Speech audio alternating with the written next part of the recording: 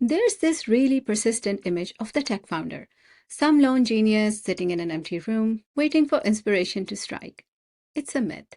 And if you're chasing your first SaaS idea that way, you're setting yourself up to burn 6 months building something nobody actually buys.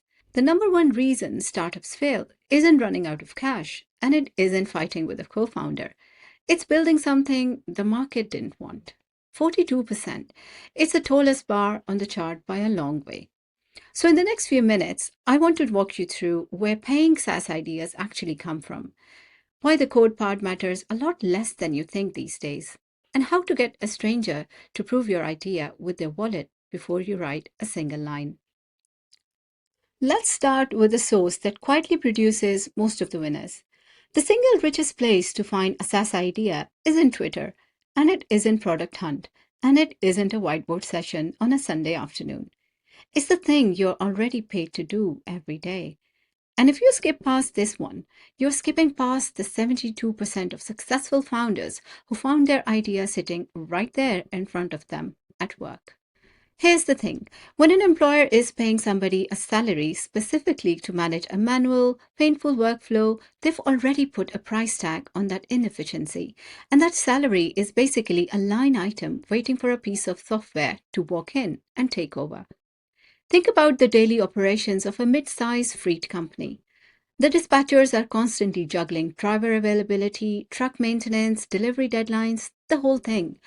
One founder who ran exactly that kind of company spent hours every single week staring at static spreadsheets, manually assigning 50 different drivers to specific trucks and routes just to keep the yard moving. And when you've lived through that specific friction yourself, you don't have to guess what's broken. You know exactly why the current tools fall short, and you know which boring, unglamorous features a real team actually needs to function. Now, here's a bit most founders get backwards. And it's the reason a lot of really smart people burn 6 months on the wrong thing. They think that hard part is the code. These days, the code is basically the easy part. AI assisted coding and low code platforms have collapsed the technical skill required to actually launch a product. A single developer can generate a functional backend in an afternoon, which means the act of building, the thing that used to be your mode, is no longer where your edge comes from. Your mode is your ability to accurately identify a bleeding net problem inside a specific industry, the kind of thing you only see when you've been sitting inside a workflow long enough to know exactly where it hurts. Building is cheap, knowing what to build is not. So, the last piece, and honestly, this is the one that separates the founders who make money from the ones who spend it, is what you do before you write a single line of code. Because it's incredibly tempting to open a code editor the second you get excited about an idea. Don't. If you ask your friends, your family, or your Twitter followers whether they like your idea, they'll tell you it sounds great because they want to support you. And that polite encouragement is exactly how you end up building software nobody buys. So instead, run your idea through a strict one sentence filter, a hyper specific person, a painful workflow, and exactly what they'll pay. Broad targets like small businesses fail every time. You're targeting a specific person in a specific role, feeling a specific pain, not a category on a slide. Then run the smoke test.